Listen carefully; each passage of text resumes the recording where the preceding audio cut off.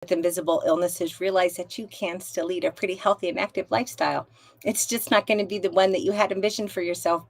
But the time is going to pass regardless. And what the hell else are you going to do? Just sit around and mope? Because that's really not a very viable option. So,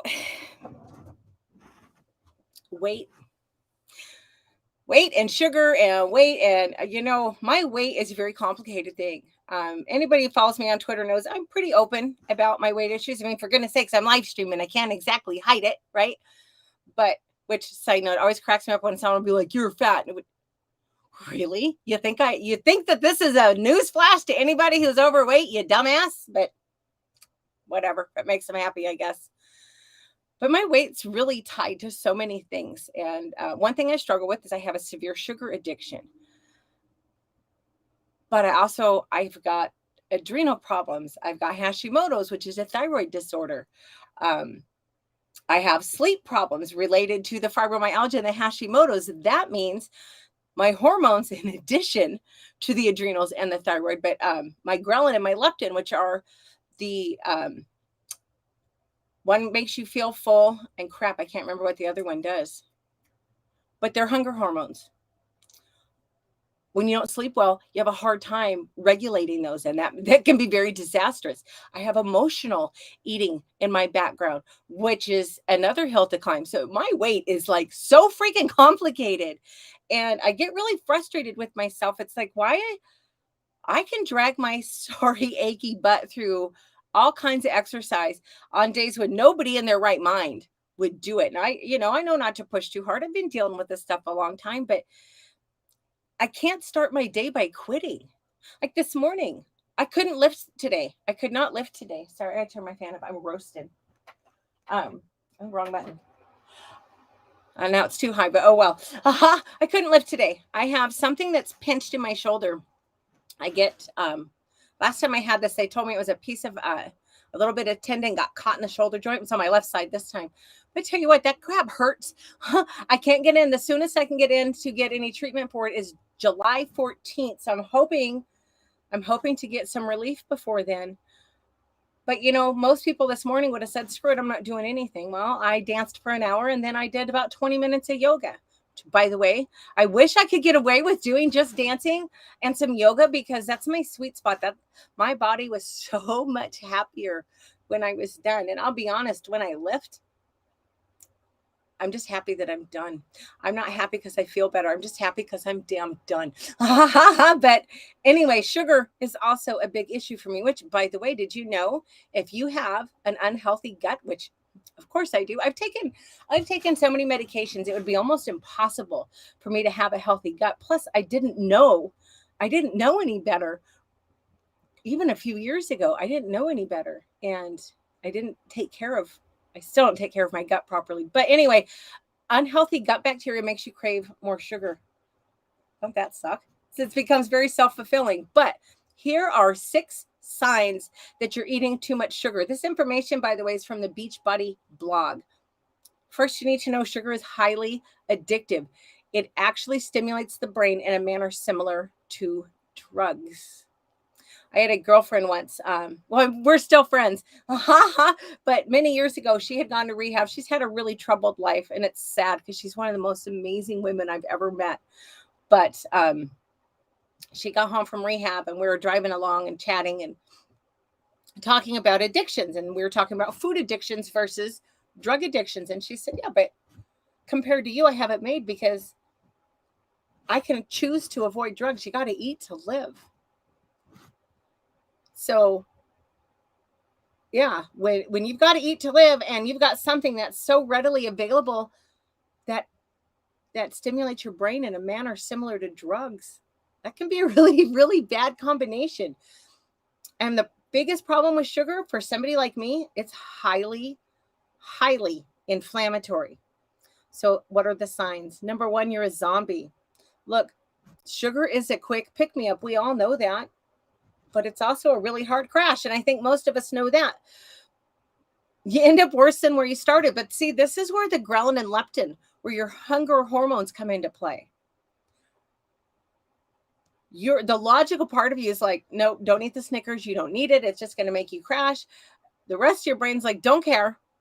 It's a good source of energy. Eat it. Because your brain's going to be craving something to run on. And especially if you're overtired, I'm sorry, it's hot in here. I'm sweating. If you're overtired, you're going to crave that even more, which makes the office candy dishes very challenging sometimes. Number 2, you're probably eating too much sugar if you're always hungry. Sugar is empty calories. Sugar is not filling. It's not satiating. It's not going to stay with you. According to brainmdhealth.com, refined sugar is more than 99% pure calories. That's it. It's just calories. It tastes good and it's calories. That's all the benefits you're getting out of sugar. Well, I don't think the calories are really a benefit. Healthy fats and proteins will keep you feeling full, keep you feeling satiated much, much longer than sugar. Number 3, I thought this was weird, but very interesting. You can't stop blowing your nose. Sugar actually depresses your immune system. So if you catch every single bug that comes along, take a look at your sugar intake. Number 4, you're always moody.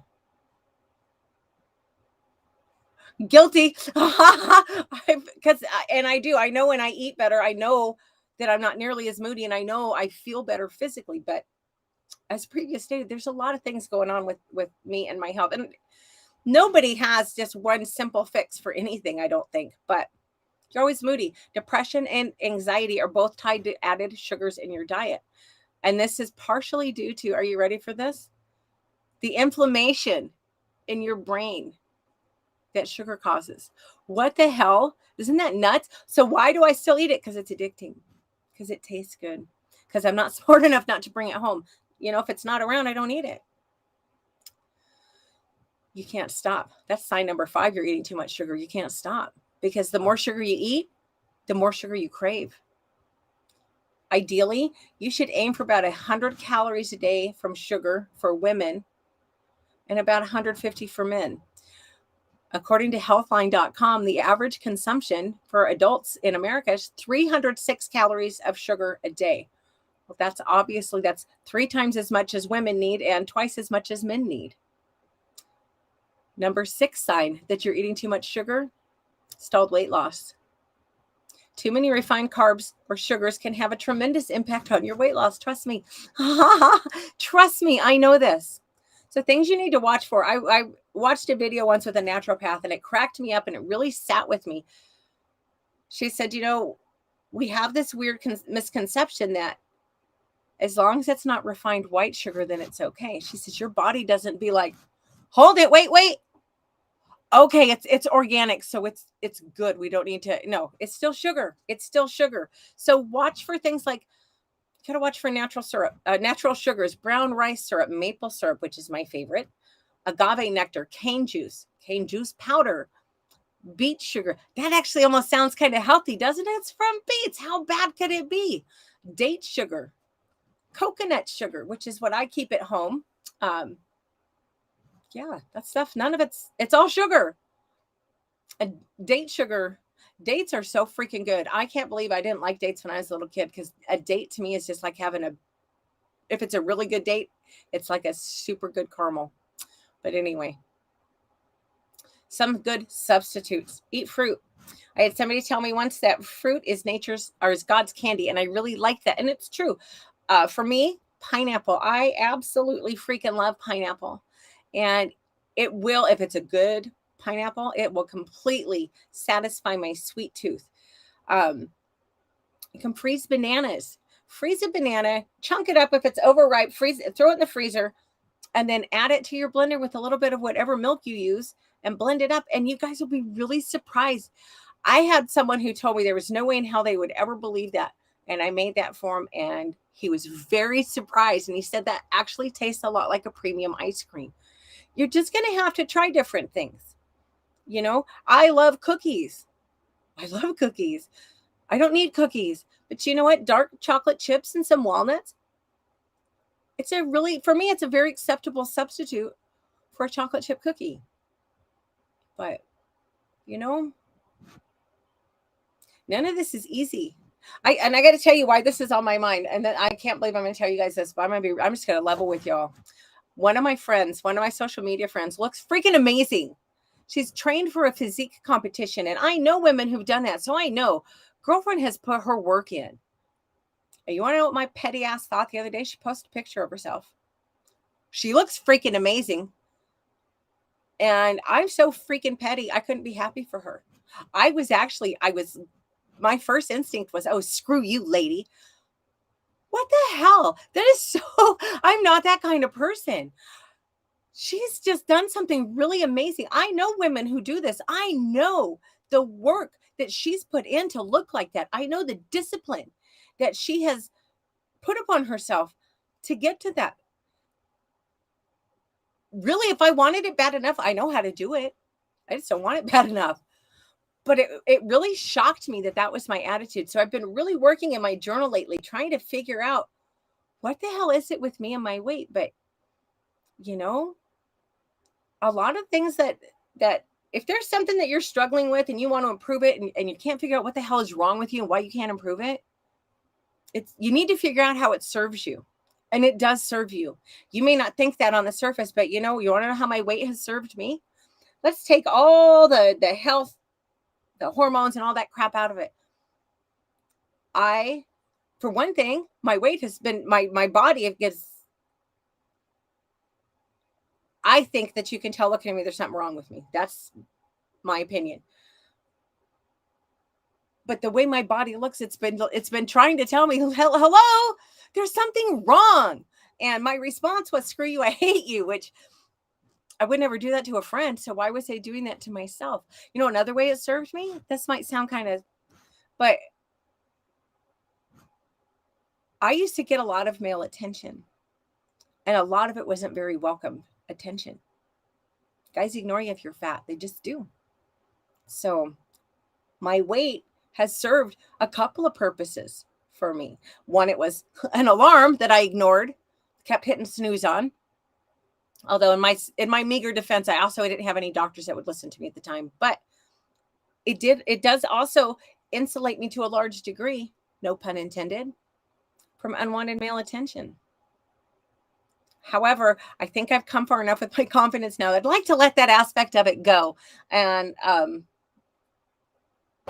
the rest of it, I'm working on it. Like I said at the beginning, there's so many different elements tied into my weight. And I was talking to my mentor. It's like, I don't even know where to start. I'm going to have to figure this out. I can't rely on, it's finally clear after, I'm a slow learner. After like 15 years, it's finally been just hammered home to me. I can't rely on the medical community to help me. They can kind of guide me, but at the end of the day, I have to educate myself and I've got to figure out what the hell is going to work for me. That's really daunting when you have a lot of health issues, because I was like, I don't know where to start, Doug. So he recommended a book to me called The 7 Systems. It might have more to the title. Crap, I don't have it in here. But instead of just addressing my thyroid or addressing my adrenals or addressing my emotional eating background or addressing whatever, it looks at the whole body. That's the 7 systems, or the systems of the body. So I'm really excited about this. I've got high hopes. I will certainly keep y'all posted. But at the end of the day, I was about to say at the end of the day, it's about discipline, but it's kind of not, because I have plenty of discipline when it comes to fitness. I just struggle a lot harder with weight. But again, you're talking about the adrenal problems, the thyroid problems, the ghrelin, the leptin, the unhealthy gut bacteria, all that stuff. It makes cravings hard, not impossible, but really hard to deal with. I'll figure it out. I've managed to pull myself out of very severe depression and from being so unhealthy that this just cracks me up. I could barely do 10 minutes on a Wii Fit. And I remember having a conversation with someone about, the store's like a half a mile away. Why the hell would you walk there? Now, weather permitting, which hasn't been much lately, I walk to the store regularly because it's only a half a mile. But that's where I used to be with my fitness. So I'll get there with the nutrition. But I really think this book is going to help, because it does have the full holistic approach instead of just narrowing in on one single aspect of what's going on with me. But that's all I have. Look, I'm not an expert on this, but I can tell you I found a lot of amazing substitutions. So if it's something you're struggling with, if you've got a sugar addiction, drop me a line on Twitter at Alaskan Courtney. I try to be very responsive. And none of us, no one has all the answers for everybody. But maybe I can tell you something that you haven't heard before, or maybe I can just tell you something from a little different perspective. It's funny. One of my personal development ladies, or whatever you want, that's what I call it, growth, whatever the hell you want to call it. But oh damn it! I just forgot what I was gonna say. I did. Shoot, I hate that. That's so embarrassing. Brain fog in action. Which, by the way, the sugar makes the brain fog worse. So I got to get this damn thing under control. I hope y'all have a great night. I will be back Friday at 5 o'clock Alaska time. That's it.